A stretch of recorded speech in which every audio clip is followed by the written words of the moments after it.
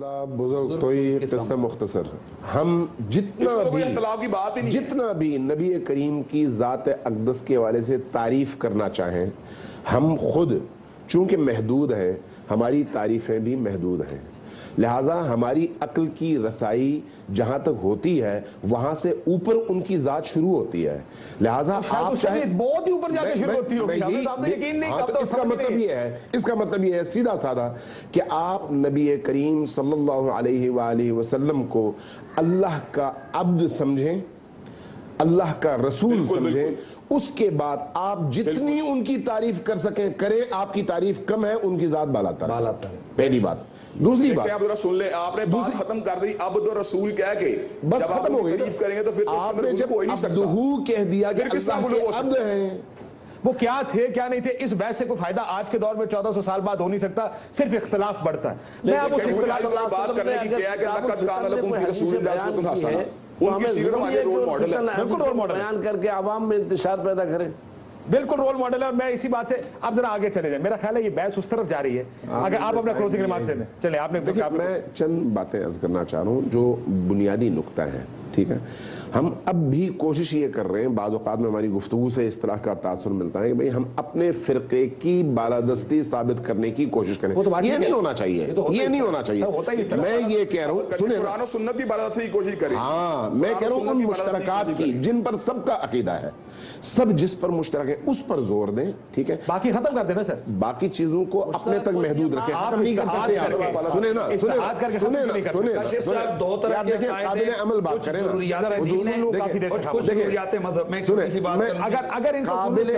قابل عمل بات کریں نا، خواہش اور چیز ہے، میدان عمل میں قابل عمل کتنی ہے آپ کی خواہش وہ اور بات ہے، ٹھیک ہے؟ آپ کی خواہش کی بنیاد پر کوئی چیز نہ ختم ہو سکتی ہے نہ زندہ ہو سکتی ہے۔ آپ معاشرے کی جو مشکلات ہیں ان مشکلات کو دیکھیں، فرقے مسالک جتنا آگے جا چکے ہیں اپنے امتیازات میں، ان امتیازات میں ان کا پیچھے آنا اب ممکن نہیں ہے، ٹھیک ہے؟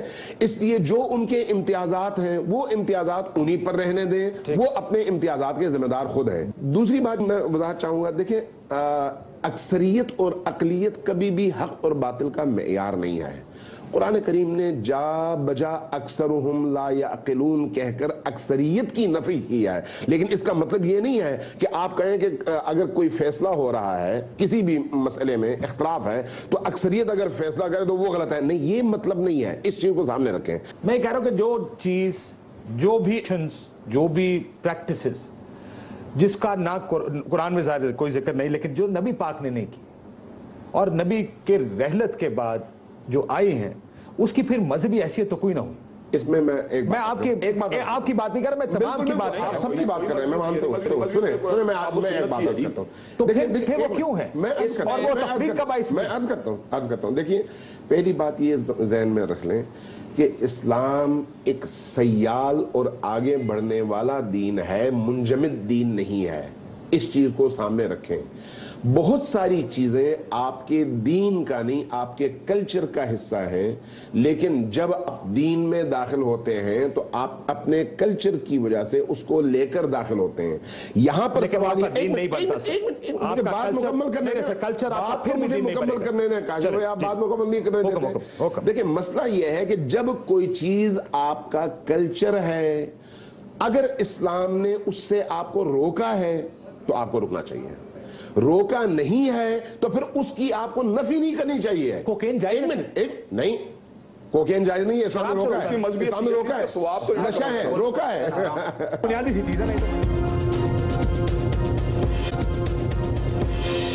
شریعت کے تابع ہونی چاہیے سر، شریعت کیا ہے؟ کیا قرآن اور سنت ہی شریعت؟ کتاب و سنت ہے شریعت۔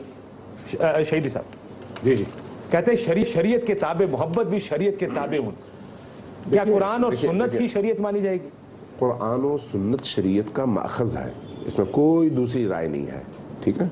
ہمارے عقائد کو قرآن اور سنت کے تابع ہونا چاہیے، اس میں بھی کوئی دوسری رائے نہیں ہے۔ جب آپ کہتے ہیں کہ آپ نے نبی کریم کا احترام کرنا ہے، ادب کرنا ہے، ادب کی تعریف کیا ہے، یہ اگر شریعت نے بیان کر دی ہے تو اس کے دائرے میں آپ کا ادب کا میں یہی عرض کرتا ہوں. اگر وہاں پر کہا کہ یہ کرو اور یہ نہ کرو تو جہاں پر کہا کرو وہاں پر آپ کو کرنا چاہیے، جہاں پر کہا نہ کرو وہاں پر نہیں کرنا چاہیے. ما آتاکم الرسول فخذوہ وما نہاکم عنہ فانتہوا، واضح آیت ہے. ٹھیک ہے. اب سوال یہ ہے، بتائیں نا سر، میں آپ دیکھیں آپ 4 بندوں کے لیے تو نہیں ہے پروگرام، باقیوں کے لیے بھی ہے نا. ما آتاکم الرسول فخذوہ، یہ قرآن کی آیت ہے. جو کچھ رسول نے تمہیں دیا ہے اس کو مضبوطی سے پکڑو. وما نہاکم عنہ، اور جس چیز سے روکا ہے اس سے پوری طرح سے رکو. ٹھیک ہے. میں نے پہلے عرض کیا تھا کہ اگر آپ نبی کریم کو اللہ کی مخلوق سمجھتے ہیں، نمبر 1 اللہ کا عبد سمجھتے ہیں، نمبر 2 اللہ کا رسول سمجھتے ہیں، نمبر 3. ٹھیک. اگر آپ یہ سمجھتے ہیں تو اس کے بعد آپ جو کچھ بھی کریں، جب آپ ان کو الہ نہیں کہتے، وَلَا تَدْعُوا مَعَ اللَّهِ إِلَٰهًا آخر، الہ کہنے سے منع ہے، یہ نہیں کہتے. آپ ان کو رسول کہتے ہیں، آپ ان کو عبدہ کہتے ہیں، اللہ کا رسول اور اللہ کا عبد. اس کے بعد آپ احترام کے جتنے بھی درجے ہیں ان کو طے کریں، وہ کم ہے، ان کا مرتبہ زیادہ ہے بھائی. ٹھیک. آپ ان کی تعریف اور فضائل جتنا بھی بیان کرنا چاہیں وہ کم ہے، ان کا مرتبہ زیادہ ہے. اس میں احترام کرنے کے بھی اصول اور ضوابط ہیں. اگر ہم اصول اور ضوابط، ٹھیک ہے آپ کے دل میں ہے کہ حضور صلی اللہ علیہ وسلم عبد ہیں، لیکن اگر ہم سجدہ کرتے ہیں تو کیا وہ سامنے والا دیکھنے والا بات کر رہے ہیں نا دیکھیے سجدہ غیر اللہ محبت کے غیر اللہ کو سجدہ منع ہے کرنی چاہیے، لیکن یہ تو حدود سے آگے. سنیں کاشف بھائی، غیر اللہ کو سجدہ منع ہے، اللہ کے علاوہ کسی کو بھی سجدہ منع ہے نا. اب سوال یہ ہے کہ آپ کعبہ کو سجدہ کرتے ہیں یا نہیں؟ کعبہ کو جب آپ سجدہ کرتے ہیں تو کیا آپ پتھر کو سجدہ کرتے ہیں یا کعبہ کی طرف رخ کر کے اللہ کو سجدہ کرتے ہیں؟ سجدہ کون کرتا ہے؟ بڑا فرق ہے دونوں کے درمیان، دونوں ایک نہیں ہے. آپ کعبے کی طرف دیکھ کر سجدہ کرتے ہیں لیکن کعبہ کو نہیں کرتے، اللہ کو کرتے ہیں. کاشف بھائی میری بات، جیسے آپ جلوس نکالتے ہیں توہین رسالت کے لیے، یہ بدعت ہے یا یہ پولیٹکس ہے؟ نہیں، یہ تو بدعت نہیں ہے. یہ کیوں نہیں بدعت سر؟ میں نے بتایا اس لیے کوئی دن متعین نہیں ہے. اگر اس کا دن متعین کر دوں، اب ذرا سنیں بات، اگر اس کا کوئی دن متعین کر دیا جائے کہ یہ اسی تاریخ کو نکلنا ہے اور اسی موقع کے اوپر تمام ملک شٹر ڈاؤن ہوگا اور یہ ایک دن ہے جس کی خصوصی اہمیت ہے اور اس دن نکالنا ثواب ہے، تو اس صورت میں بدعت ہو جائے گا. اچھا، وہ ثواب کے لیے نہیں کرتے، پولیٹیکل ریزنز کے لیے کرتے ہیں. وہ یہ کہتا ہے کہ فرض کرو یہ اس کی نہیں ثواب کے لیے کرتے ہیں، ثواب کے لیے نہیں کرتے، لیکن وہ کھلا ہوتا ہے، وہ کھلا ہوتا ہے. اس کے اندر تعین یا اسپیسیفائی دن نہیں کر دیتا، ایام نہیں کر دیتے، وقت نہیں کر دیتے. اگر آپ ظہر کے بعد کے 10 رکعتیں تہجد کی طرح جو ہیں وہ ثواب کا باعث بدعت ہو جائے گی. آپ کو آخر میں سر دیکھیے قرآن کریم میں یا حدیث میں اصل جو بدعت کا زور ہے نا وہ آپ دونوں پہ آ کے گرتا ہے. بدعت کی جو تعریف، اگر اسٹوڈیو والے آپ دونوں نے اب اس کا جواب دیا. بدعت کی جو تعریف ہمارے علماء نے کی ہے وہ یہ ادخال ما لیس فی الدین بالدین، جو چیز دین کا حصہ نہیں ہے اس کو دین کا حصہ قرار دینا بدعت کہلاتا ہے. جو چیز دین کا حصہ نہیں ہے اس چیز کو دین کا حصہ قرار دیا جائے. سوال پوچھوں، بڑا ٹینشن زیادہ سوال ہے. بسم اللہ. محرم کے 10 دن جی یہ دین کا حصہ ہے یا نہیں؟ دین کے پیشواؤں نے محرم کو منانے کا حکم دیا ہے. ایک نبی کریم کے حوالے سے شیعہ سنی تمام احادیث موجود ہیں جس میں نبی کریم نے امام حسین علیہ السلام کی شہادت سے پہلے پیدائش کے موقع پر رو کر بتایا ہے کہ حسین پر رونا جائز ہے. جب نبی کریم تنہائیوں میں ان کی شہادت سے بہت عرصہ پہلے حدیث بیان کرتے ہوئے حضرت ام سلمہ کے گھر میں روتے ہیں تو اس کا مطلب یہ ہے کہ حسین پر رونا اور یہ دن منانا جائز ہے. میں یہ نہیں کہتا کہ اللہ نے قرآن میں اتارا ہے، لیکن نبی کریم کی سیرت یہ بتاتی ہے، نبی کریم کی سیرت یہ بتاتی ہے کہ جب حضرت ام سلمہ کے گھر میں مٹی کی شیشی حضرت ام سلمہ کو دے رہے ہیں اور فرما رہے ہیں کہ कि 10 मुहर्रम को जब मेरा बेटा शहीद हो जाएगा तो इस खून, इस मट्टी की रंगत तब्दील हो जाएगी, तो उस वक्त समझ लेना मेरा बेटा करबला में शहीद हो गया। और उसके बाद हजरत उम्मे सलमा 10 मुहर्रम को असर के मौके पर जब गनूदगी के आलम में देखती हैं कि नबी करीम सरबरहना रोते हुए खाक बरसर तशरीफ ला रहे हैं और फरमा रहे हैं कि मेरा बेटा शहीद हो गया, तो नबी करीम की उस कैफियत की तअस्सी करना, उसकी पैरवी करना और उसको अपनाना ऐन सवाब का काम है, और इसमें कोई बिदअत वाली बात नहीं है।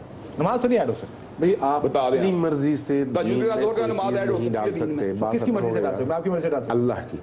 तो अल्लाह ने तो नहीं, बहुत सारी ऐसी चीजें इसलिए बिदअत के बारे में जो तारीफ तो फिर पहले हुई मैं है वो बिल्कुल वाज़ेह तारीफ है कि जिस चीज को अल्लाह ने, अल्लाह के रसूल ने दीन का हिस्सा करार नहीं दिया, उसको अगर आप दीन का हिस्सा करार देंगे तो दुरुस्त नहीं है। ये दीन का हिस्सा करार देने से मुराद क्या कि ये काम तुम पे फर्ज करार दी गई है। हाँ, ये उसको आप ये कहकर अंजाम देना शुरू कर दें कि अल्लाह ने ये काम करने का हुक्म दिया है या ये दीन का हिस्सा है। अगर आप कहें भाई मैं चाय पी रहा हूं, दीन का हिस्सा नहीं है, तो ये बिदअत नहीं है। लेकिन आप कहें कि सुबह के टाइम 2 कप चाय पीना ही अल्लाह का हुक्म है या दीन का हुक्म है और दीन की रजा है, तो फिर ये दीन का हिस्सा बना दिया आपने। तो क्या आप इनको ओपनली ये बताया करें ना कि ये फर्ज नहीं है या अल्लाह का हुक्म नहीं है, हम अपनी मोहब्बत से ये काम कर रहे हैं। फर्ज होना अलग चीज है, आप अल्लाह का हुक्म होना अलग चीज है, शरीयत नहीं है, बिल्कुल ये हम अपनी मोहब्बत में ये काम कर रहे हैं। बिल्कुल ठीक।